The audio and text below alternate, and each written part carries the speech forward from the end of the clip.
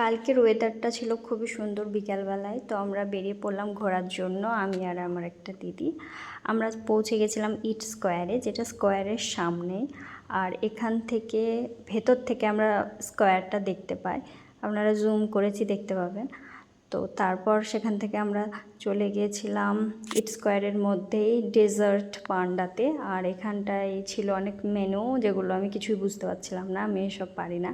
এখানে আমি দেখলাম অরুণ আইসক্রিম, আমি যেটা অনেক দিন থেকে ট্রাই করব ভাবছিলাম, কিন্তু কোনো স্টোরে পাইনি সেরকম। এখানে পাওয়ার পর আমি ভাবলাম ঠিক আছে ট্রাই করা যাক।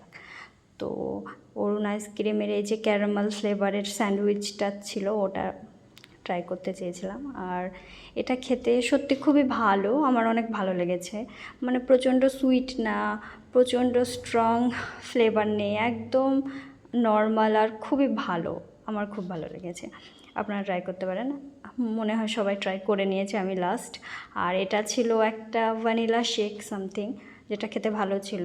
প্রথমে আমরা এটার মানে কোয়ান্টিটিটা দেখে ভাবি এত অল্প, কিন্তু শেষে আমরা এটা ফিনিশ করতে পারছিলাম না, কারণ আমরা স্পাইসি কিছু অর্ডার করেছিলাম আর এনারা দিয়েছিল ট্যাঙ্গি লেমনটা, যেটা খুবই টক ছিল আর খেতে পাচ্ছিলামই না শেষে। এটা আমি কখনোই আর অর্ডার করব না, এটা একদম মানে একদম ভালো লাগেনি, আমার পছন্দ ছিল না। আর শেষে তো এই যে নিচের যে একটু গ্রেভি ছিল, এটা তো একদম যাচ্ছে তাই। 300 টাকার বেশি আপনার যদি বিল হয়, তাহলে আপনাদেরকে একটা ক্যান্ডি দেবে, যেটা ভালো ছিল না খেতে অতটাও। আর তারপর একটু স্কোয়ারে হাঁটাহাঁটি করে আমরা চলে গেলাম বাড়ি।